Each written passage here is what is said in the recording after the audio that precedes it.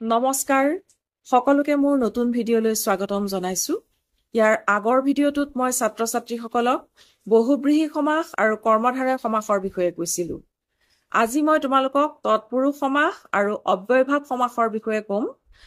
উদাহৰণ দাঙি ধৰিম। এতিয়া তৎপুৰুষ সমাসনো কি?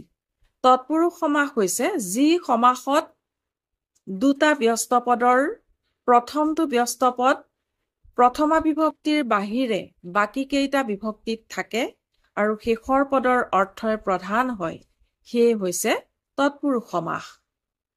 এতিয়া বিভক্তি অনুযায়ী তৎপুৰুষ সমাসক ছটা ভাগত ভগোৱা হয়। যিহেতু প্ৰথমা বিভক্তিত নাথাকে বা প্ৰথমা বিভক্তিৰ লগত যুক্ত নহয়, সেইকাৰণে আমি তাৰ ভাগবোৰ এনেধৰণে পাম। প্ৰথমা বিভক্তি বাদ দি প্ৰথমটো হৈছে দ্বিতীয়া তৎপুৰুষ, দ্বিতীয়টো হৈছে তৃতীয়া তৎপুৰুষ, ক্ৰমে চতুৰ্থী তৎপুৰুষ, পঞ্চমী তৎপুৰুষ, ষষ্ঠী তৎপুৰুষ আৰু সপ্তমী তৎপুৰুষ সমাস। দ্বিতীয়া বিভক্তি লোপ হৈ যি সমাস হয় সেয়ে হৈছে দ্বিতীয়া তৎপুৰুষ সমাস। উদাহৰণস্বৰূপে আমি ক'ব পাৰো মাতৃ পূজা বা বিষ্ণু পূজা। এতিয়া মাতৃ পূজা বুলি কওঁতে সেইটো হৈছে সমস্তমান পদ, কিন্তু ইয়াৰ যদি আমি ব্যস্ত পদ ভাঙিবলৈ যাওঁ বা ব্যাস বাক্যটো যদি আমি উলিয়াবলৈ যাওঁ, এনেকুৱা হ'ব মাতৃক পূজা। মাতৃৰ লগত ক আছে, ক হৈছে দ্বিতীয়া বিভক্তিৰ চিন। গতিকে এই ব্যস্ত পদ দুটাৰ প্ৰথমটো ব্যস্ত পদত দ্বিতীয়া বিভক্তি যোগ হৈ আছিল, আৰু যেতিয়া তাক সমস্তমান পদলৈ আমি লৈ যাম তেতিয়া কিন্তু ক নাথাকে। তেতিয়া মাতৃক পূজাৰ সলনি সমস্তমান পদ হৈ পৰিব মাতৃ পূজা। ঠিক তেনেকৈ বিষ্ণু পূজা, ব্যাস বাক্যটো হ'ব বিষ্ণুক পূজা। ক দ্বিতীয় বিভক্তিৰ চিন লোপ হৈ বিষ্ণু পূজা হৈছে। তেনেকৈ আৰু যথেষ্ট দ্বিতীয় বিভক্তিৰ উদাহৰণ আছে। চোৰ ধৰা অৰ্থাৎ চোৰক ধৰা। ঠিক তেনেকৈ পিমপৰা গুচোৱা, পিমপৰাক গুচোৱা। স্বৰ্গ প্ৰাপ্তি, স্বৰ্গক প্ৰাপ্তি। ভকত সেৱা, ব্যাস বাক্য হ'ব ভকতক সেৱা। ক লোপ হৈ ভকত সেৱা হৈছে। ঠিক তেনেকৈ পদূলি শুঙা, পদূলিক শুঙা। ব্ৰত পালন, ব্ৰতক পালন। সাহায্য প্ৰাপ্ত, সাহায্যক প্ৰাপ্ত। এনেধৰণৰ যিবিলাক দ্বিতীয় বিভক্তি লোপ হৈ সমস্তমান পদ হয় সেয়ে হৈছে দ্বিতীয়া তৎপুৰুষ সমাস। এইবাৰ আহোঁ তৃতীয়া তৎপুৰুষ সমাসলৈ। তৃতীয়া বিভক্তি লোপ হৈ যি সমাস হয় সেয়ে হৈছে তৃতীয়া তৎপুৰুষ সমাস। উদাহৰণস্বৰূপে হাতে সজা বা হাতে বোৱা। এতিয়া আমি যদি এই সমস্তমান পদটো ভাঙিবলৈ যাওঁ, তেতিয়াহ'লে প্ৰথমটো ব্যস্ত পদ হাতে, হাতেৰ লগত ৰে যুক্ত হ'ব। ৰে হৈছে তৃতীয়া বিভক্তিৰ চিন, আৰু সমস্তমান পদটো হ'ব হাতে সজা, হাতে সজা। ঠিক তেনেকৈ হাতে বোৱা, তৃতীয় বিভক্তিৰ চিন প্ৰথম পদত যুক্ত হ'ব, সি হ'ব হাতেৰে, অৰ্থাৎ হাতেৰে বোৱা। ব্যাস বাক্যটো হ'ব হাতেৰে বোৱা, আৰু সমস্তমান পদ বা সমাসটো হ'ব হাতে বোৱা। তেনেকুৱা আৰু আন কিছুমান উদাহৰণ আছে তৃতীয়া তৎপুৰুষ সমাসৰ। উদাহৰণস্বৰূপে আমি ক'ব পাৰো বৰশী মৰা। ব্যাস বাক্য হ'ব বৰশীৰে মৰা। ঠিক তেনেকে জুই পোৰা, জুইৰে পোৰা। দা কটা, দাৰে কটা। মনে সজা, মনেৰে সজা। ধূলি ভৰা, ধূলিৰে ভৰা। অগ্নিদোল, অগ্নিৰে দোল। ঠিক তেনেকৈ নখ চিহ্ন, নখেৰে চিহ্ন। এইবিলাক হৈছে তৃতীয়া তৎপুৰুষ সমাসৰ উদাহৰণ।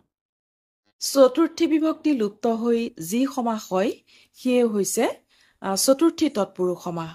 উদাহৰণস্বৰূপে গুৰু ভক্তি। ব্যাস বাক্যটো যদি আমি বিচাৰি যাওঁ, তেতিয়াহ'লে প্ৰথমটো ব্যস্ত পদ গুৰুৰ লগত লৈ চতুৰ্থী বিভক্তি যুক্ত হ'ব, আৰু ব্যাস বাক্যটো হ'ব গুৰুলৈ ভক্তি। সমস্ত পদটো হ'ব গুৰু ভক্তি। সমস্ত পদলৈ নিওঁতে ব্যস্ত পদৰ গুৰুৰ লগত থকা লৈ চতুৰ্থী বিভক্তি লুপ্ত হৈছে বা নাইকিয়া হৈছে। ঠিক তেনেকৈ মাতৃভক্তি, মাতৃলৈ ভক্তি। মাতৃ ব্যস্ত পদৰ লগত থকা লৈ চতুৰ্থী বিভক্তি লুপ্ত হৈ মাতৃভক্তি হৈছে। ৰাজকৰ, ৰজালৈ কৰ। দেৱদত্ত, দেৱলৈ দত্ত বা দেৱলৈ দিয়া বুজাইছে, দেৱদত্ত। গুৰুদত্ত, গুৰুলৈ দত্ত। মহীচুঙা, মহীলৈ চুঙা। গোপাল ভোগ, গোপাললৈ ভোগ বা মোহন ভোগ, মোহনলৈ ভোগ। ডেকাচাং, ডেকালৈ চাং। গুৰু দক্ষিণা, গুৰুলৈ দক্ষিণা। হোমখৰি, হোমলৈ খৰি। এনেকুৱাবিলাকেই হৈছে চতুৰ্থী তৎপুৰুষৰ উদাহৰণ। এইবাৰ আহিছো পঞ্চমী তৎপুৰুষ সমাসলৈ। পঞ্চমী তৎপুৰুষ সমাস হৈছে যি সমাসত পঞ্চমী বিভক্তি লুপ্ত হয় সিয়ে হৈছে পঞ্চমী তৎপুৰুষ সমাস। উদাহৰণস্বৰূপে গছ সৰা। ব্যাস বাক্যটো হ'ব গছৰ পৰা সৰা। ব্যস্ত পদ গছৰ লগত পঞ্চমী বিভক্তি যুক্ত হৈছে আৰু ব্যাস বাক্যটো হৈছে গছৰ পৰা সৰা। কিন্তু সমস্তমান পদত পঞ্চমী বিভক্তি লুপ্ত হৈ সি গছ সৰা হৈছে। ঠিক তেনেকৈ পদচ্যুত, পদৰ পৰা চ্যুত, পদচ্যুত। বা পথভ্ৰষ্ট, পথৰ পৰা ভ্ৰষ্ট। সাপমুক্ত, সাপৰ পৰা মুক্ত। এইবিলাক হৈছে পঞ্চমী তৎপুৰুষৰ উদাহৰণ। জন্মান্ধ, জন্মৰ পৰা অন্ধ। যোগভ্ৰষ্ট, যোগৰ পৰা ভ্ৰষ্ট। বা ব্যাধিমুক্ত, ব্যাধিৰ পৰা মুক্ত। ঋণমুক্ত, ঋণৰ পৰা মুক্ত। এইবিলাক হৈছে পঞ্চমী তৎপুৰুষৰ আন কিছুমান উদাহৰণ। ষষ্ঠী তৎপুৰুষ সমাসত ব্যস্ত পদত থকা ষষ্ঠী বিভক্তি সমস্ত পদত সদায় লুপ্ত হয়। উদাহৰণস্বৰূপে দেৱালয়। ইয়াত ব্যাস বাক্যটো হ'ব দেৱৰ আলয়। অৰ্থাৎ দেৱ ব্যস্ত পদৰ লগত ৰ ষষ্ঠী বিভক্তি যুক্ত হৈছে আৰু ব্যাস বাক্য হৈছে দেৱৰ আলয়। সমস্ত পদত কিন্তু এই ষষ্ঠী বিভক্তি ৰ লুপ্ত হৈ দেৱালয় হৈছে। ঠিক তেনেকৈ গছতল। ব্যাস বাক্যটো হ'ব গছৰ তল। সমস্ত পদত ৰ লুপ্ত হৈ গছতল হৈছে। ষষ্ঠী তৎপুৰুষ সমাসৰ আৰু অনেক উদাহৰণ আছে। তাৰ ভিতৰতে মই কেইটামান উল্লেখ কৰিছো। পুথিভঁৰাল, পুথিৰ ভঁৰাল। মৌচাক, মৌৰ চাক। পিতৃতুল্য, পিতৃৰ তুল্য। পৰাধীন, পৰৰ অধীন। দেৱতুল্য, দেৱৰ তুল্য। মাছ খুতুৰা, মাছৰ খুতুৰা। জুইশাল, জুইৰ শাল। কন্যা বুলন, কন্যাৰ বুলন। এইবিলাক হৈছে ষষ্ঠী তৎপুৰুষৰ উদাহৰণ। সপ্তমী তৎপুৰুষ সমাসতো সপ্তমী বিভক্তি লুপ্ত হয়। উদাহৰণস্বৰূপে তল সৰা। ব্যাস বাক্যটো হ'ব তলত সৰা।